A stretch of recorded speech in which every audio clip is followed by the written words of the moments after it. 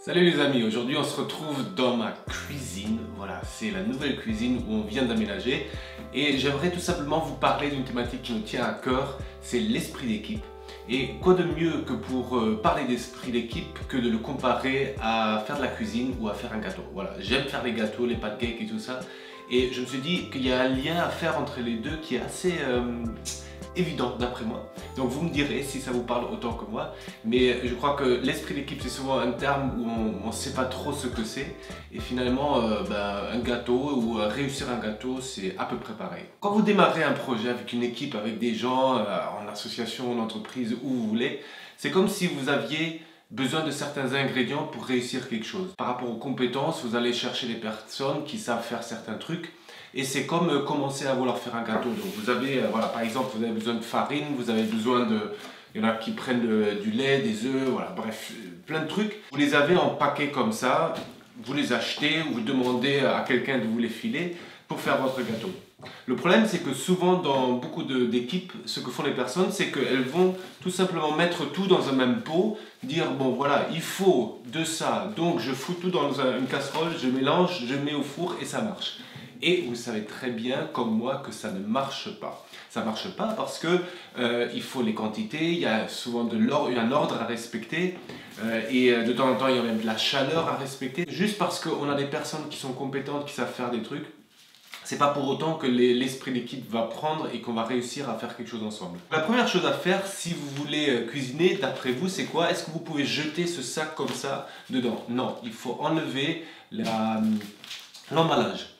Et l'emballage, chaque être humain en a un, c'est un petit peu voilà, notre façade, ce qu'on montre aux gens pour qu'ils puissent nous reconnaître. Ça peut être un CV, ça peut être comment on s'habille, tout ça c'est notre emballage. Et qu'à l'intérieur, il y a ce qui vraiment fait la différence et qui va faire le gâteau. Et de temps en temps, l'emballage correspond exactement à ce qu'il y a à l'intérieur. Mais le problème, c'est que nous, on est habitués dans notre société à avoir des emballages qui ne correspondent pas forcément à ce qu'il y a à l'intérieur parce qu'on n'ose pas le montrer.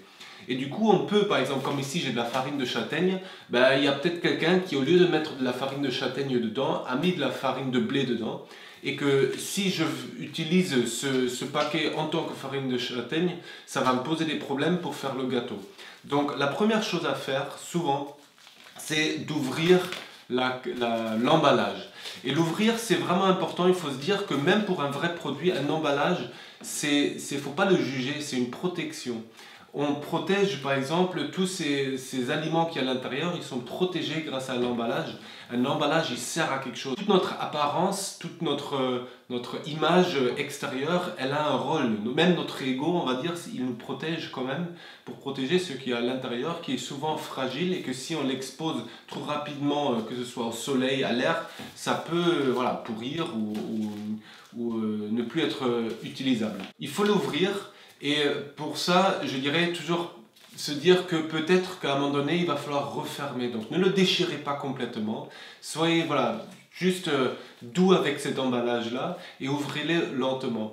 Quelle est la meilleure façon pour ouvrir l'emballage? C'est de commencer à faire un gâteau. Si vous vous dites juste théoriquement, on va faire un gâteau avec ça, vous n'avez pas besoin de l'ouvrir. Vous pouvez imaginer ce que vous allez faire, mais vous n'avez pas besoin d'ouvrir cette bouteille. Par contre, si vous vous dites, allez, je vais l'ouvrir, je vais démarrer en faisant un premier test, là, il faut ouvrir la bouteille. Et c'est tout ça qui fait la différence. Donc si vous voulez construire un esprit d'équipe avec un groupe, ça ne sert à rien de faire que des formations théoriques ou que d'en parler. Il faut passer à l'action, il faut trouver un projet. Et plus le projet va être réel, avec un enjeu réel, plus les emballages vont s'ouvrir rapidement. Donc si c'est juste par exemple une mise en situation, un jeu, ben, les personnes peuvent toujours garder leur emballage en disant bon, c'est pas grave si on ne réussit pas, si le gâteau il est pourri, c'est pas grave parce que c'est qu'un jeu.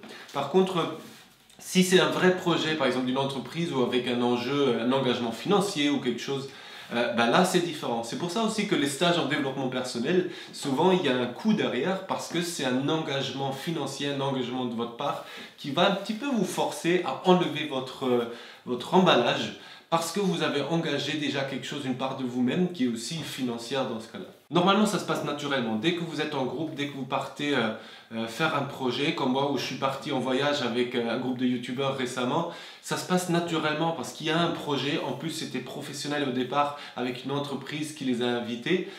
Et ça, forcément, il y a un enjeu derrière parce que chacun a un objectif de tourner des vidéos, de montrer un petit peu. Et forcément, les emballages, ils s'ouvrent. Et moi, tout le travail que j'ai fait, c'est juste de voir à quel moment est-ce que je peux ouvrir un petit peu plus. À quel moment est-ce que je peux ouvrir celui-là, le sortir du frigo pour le mettre dans le bol et le mélanger. Ce qui est important après, c'est de se demander combien j'en mets. Ça aussi, c'est une fausse croyance, c'est que juste parce que j'ai ouvert l'emballage, j'ai besoin de tout verser, de mettre tout le paquet.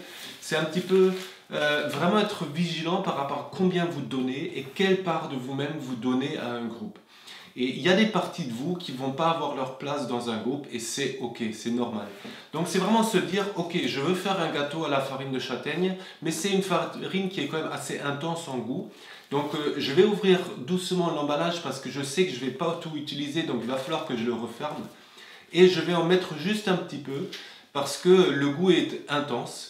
Et que si j'en mets trop, tous les autres ingrédients que je mets pourraient disparaître. Et ça, c'est quelque chose qui est le risque dans une équipe, notamment si vous avez une équipe avec une personne, par exemple dans les équipes de foot, on le voit souvent, qui sont très doués ou qui sont un peu des stars.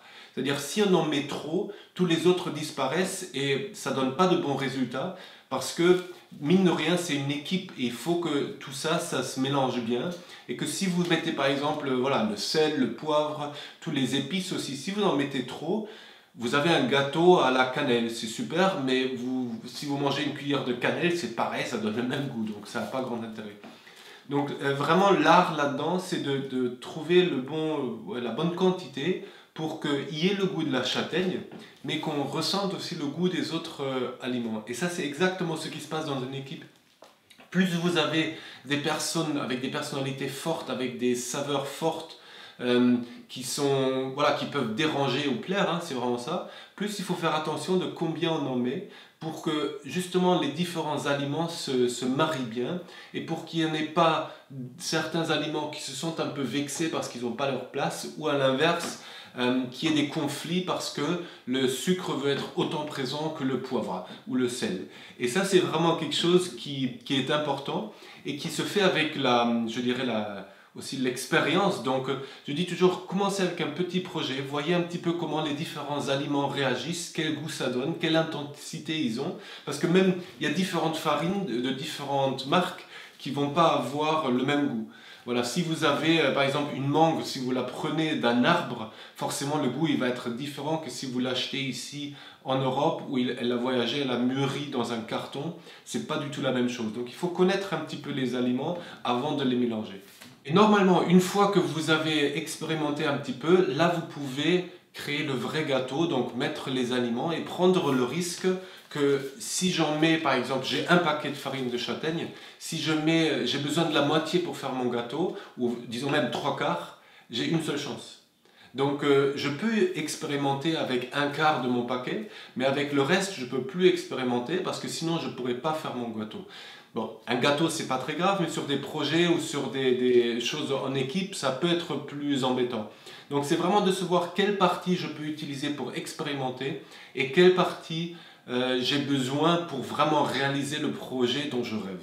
Et donc pour terminer, ce qui se passe souvent avec les équipes, c'est qu'il faut mettre le gâteau au four. Et ça, c'est la dernière phase souvent où tout le travail, on l'a fait. Ça veut dire que vous avez fait le travail de préparation, d'aider les différents aliments à apprendre à se connaître, à se mélanger, à peut-être se reposer un petit peu pour que, je ne sais pas, le gluten y prenne si vous avez mis de la farine de blé, ou pour qu'il y ait une certaine température, où il y a de l'air, ou comme dans le pain, il y a les levures qui agissent. Donc il y a plein de choses qui se passent qui vous dépassent complètement. Vous pouvez juste être là et accompagner. Et après, souvent, votre gâteau, vous le mettez au four. Et une fois que vous l'avez mis au four, vous n'avez plus rien à faire en fait. C'est juste vous observez ce qui est en train de se passer. Et ça, c'est vraiment la dernière phase. Et normalement, si on a bien préparé avant, c'est là où tout se passe bien. C'est que vous pouvez, en tant que cuisinier, vous ne pouvez plus rien faire.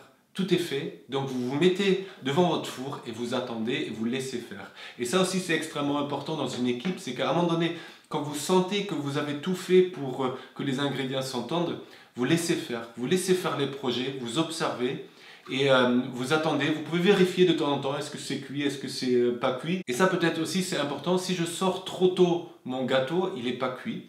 Si je le sors trop tard, il peut cramer. Le cuisinier, il peut pas contrôler vraiment la cuisson parce que c'est le four qui cuit, c'est pas lui qui le cuit. Par contre, il peut vérifier à quel moment l'équipe elle est prête pour vraiment présenter son projet. Et ça, c'est uniquement possible si vous êtes en dehors du four. Si vous-même vous êtes dans le four, vous cramez, vous dites oh, qu'est-ce qu'il fait chaud, c'est pas possible. Vous pouvez pas être vous-même un œuf qui est en train de cuire et en même temps d'avoir le recul de dire est-ce que le gâteau il est prêt. Donc c'est vraiment important de garder un petit peu de recul pour observer la cuisson et pour se dire là c'est bon, là je peux le sortir et je vais offrir ce magnifique projet qu'on a tous construit ensemble à mes invités qui attendent le gâteau. Une chose aussi qui est très très symbolique avec un gâteau, c'est que faites attention, certains gâteaux ont besoin de refroidir avant qu'on les mange. Ça veut dire certains projets ont besoin de refroidir un petit peu avant qu'on les présente au public, à ses invités. Et ça c'est encore aussi un point très intéressant parce que dans le refroidissement, ça veut dire on n'est pas dans l'émotion de « oh, il est prêt le projet, ça y est, on a réussi, voilà le gâteau ». Mais s'il est trop intense ce gâteau au niveau chaleur, ben, si on le mange direct, on peut se brûler, voire il est moins bon que ce que normalement il devrait être. Donc forcément, vous allez voir que ça dépend de ce que vous cuisinez. Est-ce que c'est un gâteau, est-ce que c'est un autre plat? Mais veillez un petit peu, il y a une vraie symbolique là-dedans par rapport à un projet que vous pouvez mener avec des équipes. C'est d'observer tout simplement quel type d'aliments, quel type de personnes sont présentes, d'essayer de donner à chacun une place, aussi d'avoir conscience qu'on ne peut pas tout mettre. Je ne peux pas mettre tout le paquet et ça de temps en temps, il faut le dire aussi, il faut dire à la farine de châtaigne ou au paquet, non désolé, il y a un quart de toi qu'on ne va pas utiliser. Et il y en a d'autres qui vont être à l'inverse, qui veulent que mettre un quart et tu dois lui dire, écoute, mon petit paquet de châtaigne, on a besoin d'un demi-paquet. Est-ce que tu es prêt à mettre un demi-paquet? Parce que sans ça, on ne va pas réussir à faire le gâteau aussi bien que ce qu'on pourrait. Et ça, c'est de la négociation qui se fait dans les premières phases de la constitution d'un esprit d'équipe. Mais quand vous avez l'accord de chacun, là, ça marche. Et la meilleure façon d'avoir cet accord, c'est tout simplement de faire aussi des tours de parole où on peut parler de ça. On peut donner la parole à la farine de châtaigne qui dit ouais, moi je suis intense, j'aime bien quand même qu'on sente mon goût, je suis prêt à mettre tant, par contre j'ai un autre gâteau qui m'attend donc je ne peux pas mettre tout le paquet. Et après, en échangeant comme ça, vous pouvez voir qu'est-ce qui est possible et peut-être aussi que le gâteau que vous vouliez faire au départ, une fois que vous avez demandé à la farine qu'est-ce qu'elle en pense, il faut changer un petit peu la recette, ou il faut faire un autre gâteau qui est un peu plus adapté. Ou bien la fraise, elle vous dit, écoute, moi je suis pas encore très mûr, et par contre la banane qui vient d'arriver, elle dit, moi je suis mûr, allez, on y va. Donc vous voyez, donc c'est vraiment adapté par rapport à la situation, par rapport à l'écosystème aussi dans lequel vous êtes, et de ne pas s'enfermer dans une idée trop fixe de ce que vous voulez faire, avant d'avoir demandé à l'équipe ce qu'elle en pense. En fonction de vos ambitions, forcément il faut prendre des produits un peu plus de qualité ou pas. Donc si vous voulez, je sais pas, gagner la Coupe du Monde, ben forcément le premier prix, ça va être difficile de réussir, donc il faut des produits de bonne qualité, bio, tout ce que vous voulez, si vous voulez vraiment avoir un produit avec beaucoup de saveur. Si un produit de moins bonne qualité vous suffit, ça ne sert à rien. Alors je ne vais pas parler de qualité pour les êtres humains, mais c'est tout simplement de se dire que si vous voulez réussir un projet à grande échelle, il faut des personnes, et c'est vrai aussi, avec une certaine expérience, des compétences. Ça ne veut pas dire que c'est plus simple, parce que dès que vous avez des saveurs fortes, il faut savoir mariner chaque ingrédient, et ça devient de plus en plus difficile qu'un ingrédient ne masque pas les autres. Et c'est là toute la difficulté quand on crée un esprit d'équipe. J'espère que cette petite métaphore vous a plu par rapport à l'esprit d'équipe. C'est vrai qu'on peut le faire avec plein de domaines, que ce soit le jardin. Moi j'aime bien cuisiner et j'aime bien faire des gâteaux et des pancakes, donc c'est souvent ça me fait rigoler à quel point je peux faire des liens entre les deux. N'hésitez pas à poser des questions en commentaire si jamais voilà, vous n'avez pas compris ou si vous voulez que j'aille un peu plus loin dans tout ce que je vous ai dit. Et sinon j'espère vraiment que si vous avez à travailler dans une équipe ou avec d'autres personnes, vous allez vous régaler, vous allez faire de magnifiques gâteaux ensemble. En tout cas je vous le souhaite et je vous fais un gros bisou et je vous dis à très vite. Ciao!